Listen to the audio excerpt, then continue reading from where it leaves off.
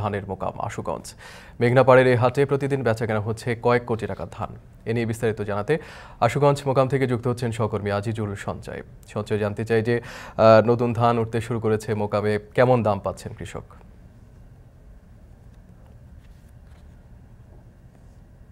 বিক্রম, তার আগে একটু আপনাকে তথ্য দিয়ে রাখি, গত 1 মাস আগেও কিন্তু এখানে এই মোকামে দেশের পূর্বাঞ্চলের সবচেয়ে বড় মোকামটিতে ধানের একটি সংকট চলছিল, যার ফলে আসলে বেচাকেনা একবারেই তলানিতে ঠেকেছিল। তবে এখন আসার যে খবরটি সেটি হচ্ছে যে অর্থাৎ নতুন যে মৌসুম, যে বুনো মৌসুমের ধান, সেটি গত সপ্তাহ 10 দিন ধরে এই মোকামে উঠতে শুরু করেছে।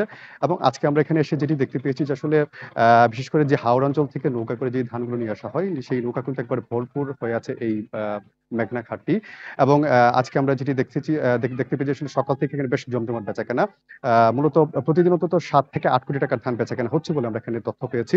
একটু যদি আপনাকে তথ্য দিয়ে রাখি যে এখন প্রতিদিন 50 থেকে 60,000 মণ ধান বেচাকেনা হচ্ছে এবং সেটি দিনকে দিন কিন্তু বাড়ছে বলে আমাদেরকে জানিয়েছেন এখানকার যারা ব্যাপারী এবং ব্যবসায়ী যারা আছেন তারা বলছেন।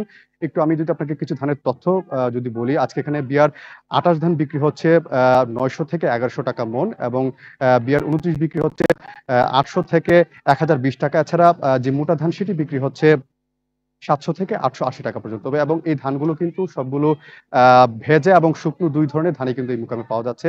এবং ব্যাপারে যেটি বলছেন যে আসলে এখন যেহেতু বোরো মৌসুমের ধান কাটা মাত্র শুরু হয়েছে, আরো কিছুদিন সময় লাগবে পুরো হাওরের ধান কাটা শেষ করতে এবং তখন কিন্তু আসলে এই মোকামে আরো বেচাকেনা জমবে এবং ধানের সরবরাহ কিন্তু আরো কিছুটা বাড়বে।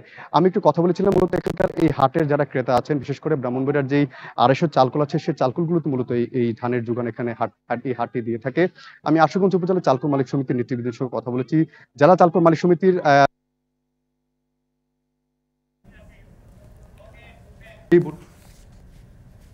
নতুন ধানের বেচাকেনায় জমজমাট হয়ে উঠছে ব্রাহ্মণবাড়িয়ার আশুগঞ্জ মোকাম। এ নিয়ে বিস্তারিত জানছিলাম।